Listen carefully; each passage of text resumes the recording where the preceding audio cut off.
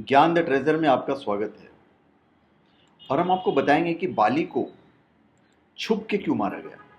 बाली क्या बहुत शक्तिशाली था, राम भी बहुत शक्तिशाली थे, फिर भी छुप के क्यों मारे, क्यों जरूरत पड़ी उनको छुप को मारने की।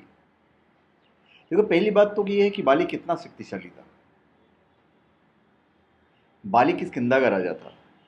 बाली वैसे देवताओं के राजा इंद्र का पुत्र था, फिर सुग्रीव का बड़ा भाई था। कहते हैं कि समुद्र मंथन के समय बाली ने समुद्र मंथने में देवताओं की सहायता भी की थी, एवं एक बार अकेले ही पूरा समुद्र मंथन कर दिया था। बाली अति बलवान था। बाली एक दिन में पूरी पृथ्वी का चक्कर लगा लेता था।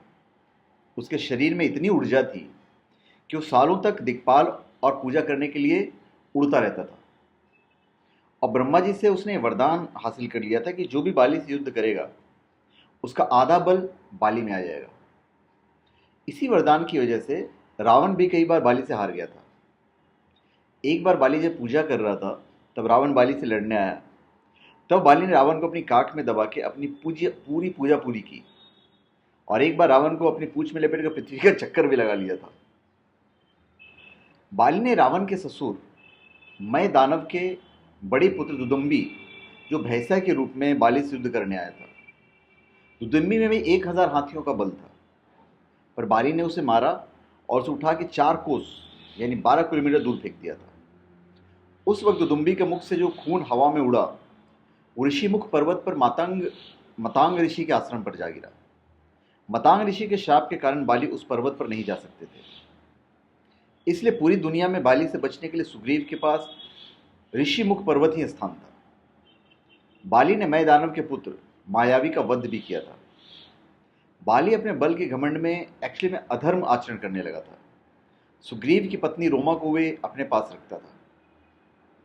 ब्रह्मा जी के वरदान की वजह से बाली को युद्ध में मारना असंभव था। इसलिए खुद भगवान को भी छुप के बाली का वध करना पड़ा, क्योंकि देखिए हमारी रामायण और जो महाभारत है पूरी की पूरी वरदान और श्रापों के ऊपर टिकी हुई है।